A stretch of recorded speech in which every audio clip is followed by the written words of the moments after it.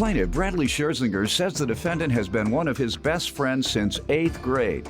But after the defendant won a settlement from a serious car accident, he blew it all on booze and clothes. Bradley is suing because he loaned his generator to the defendant and it was stolen while in his possession. Defendant Frank Hepke says Bradley should be the world's dumbest criminal because after he was handcuffed for his 4th DUI, he ran from the police, then showed up in another court for another case while still wearing handcuffs. Frank admits that Bradley's generator was stolen from his garage, but he refuses to pay because Bradley never paid for the generator. Start with you. Frank's been one of my best friends. I've known him since the 8th grade. We've been through a lot together. In fact, he was in a bad car accident several years back, and he had put a trach in his throat. He almost lost his life, and I was there at the hospital with him most of the time.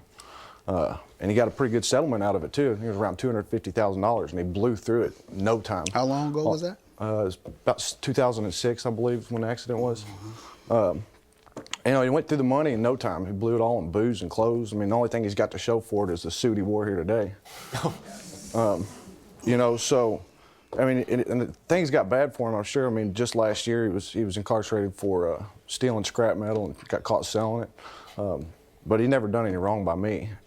So when I think he fell on harder times, in October of last year, he called me and asked me to borrow my generator. All right, before we get into the details, let me hear from you, sir. You want to give me some background? All righty, well, first off, before pointing any fingers, this guy should be on the world's dumbest criminals.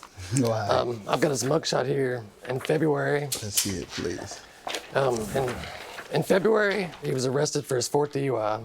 In the process... 4th? Oh, yeah. I wasn't convicted. Well, in the process, he had to go to court on Monday in a different county, and he showed up there with handcuffs on still.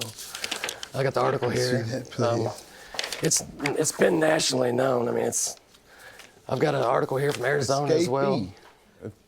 Shows up in court in handcuffs. Absolutely, sir. He's got a drinking problem, and it's all been taken care of. Explain this.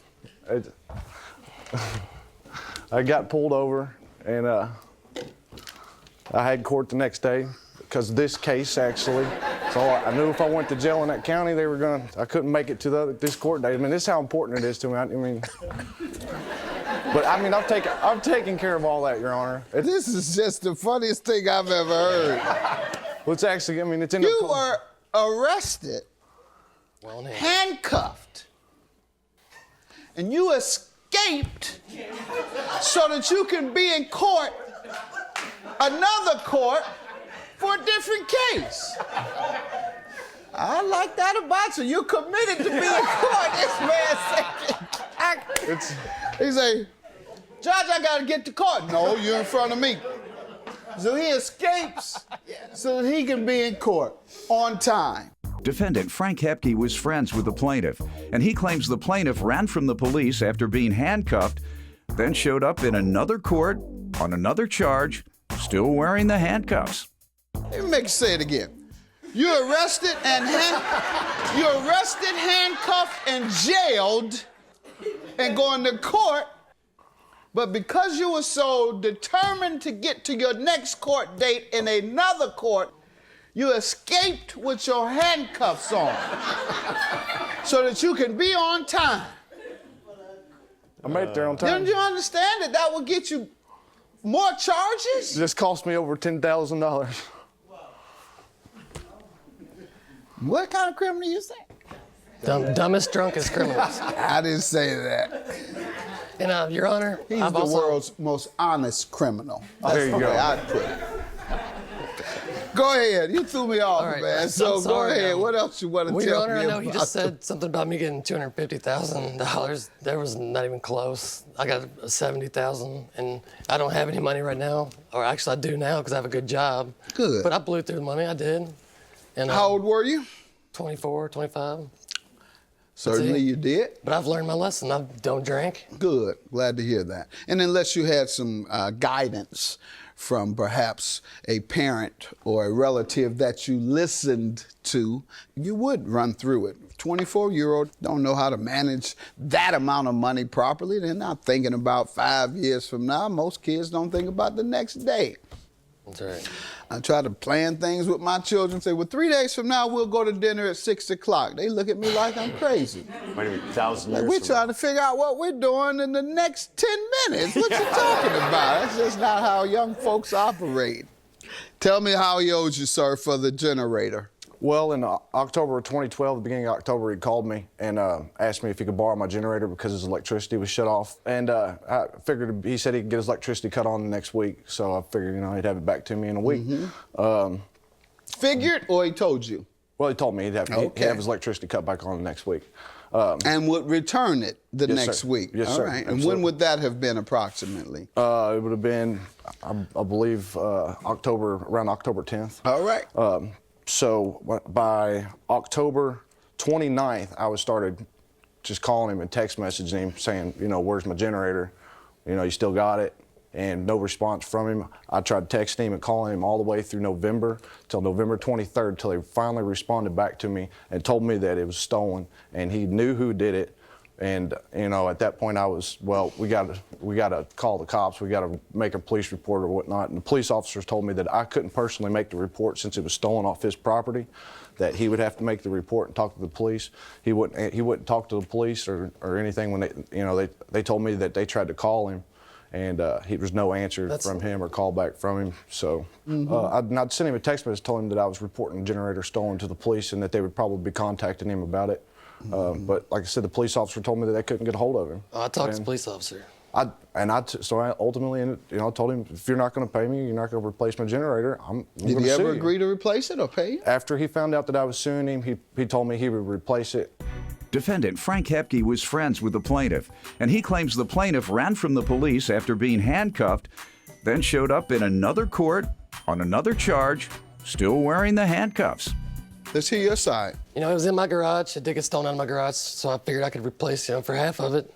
When I went back to court, to replace the generator, he had these legal problems, and instead of the generator, he'd rather have cash in his pocket, all of a sudden. And that's pretty much why we're here today. You didn't think it was fair or just for you to pay him in cash? Absolutely not. Why? I didn't gain any cash out of this generator. Yes, I borrowed it. But for one, sir, he won this generator on a $5 raffle ticket. He originally tried But it was to... his. Oh, and yeah. it had value. $5. Go ahead. All right. Originally, he tried to sue me for $1,000, and when I went and investigated, the generator was only worth $780. Okay, and he's only suing for $799. And this was, he's supposed to be a good friend of mine, so I figured maybe he just went on some hard times, maybe lost his job, or I'm not sure. No, he lost his generator. I'm He not so lost his job. He lost $799 fooling with you. Well, you wouldn't answer his call. Why didn't you respond to him for over a month? No, it wasn't like that. When he had his generator, sir, he came by the house a few times, but since he had no license for some reason, could have been a DUI, I don't know. He came over to pick it up with a moped. More than one occasion. How big Showed was up the with a generator, moped. sir? Oh, it's a big About generator. as big as that, yeah. It was real heavy, too. podium. It was real heavy, too. With handcuffs on, too. Right. Yes, I was about to totally dispute that and tell you and yell at you and tell you you're lying to me and why are you saying this? But then I got to pick this article up. Your Honor, Did you come over there? No, sir.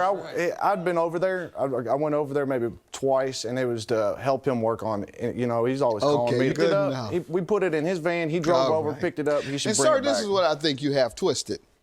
Because you think because he won it in a raffle and because he wanted cash, you don't have to pay him. Well, he got $799 from a raffle. Whether he could have taken the generator that next day, sold it, and had cash. This thing was stolen out of my garage. But under your supervision. You're right.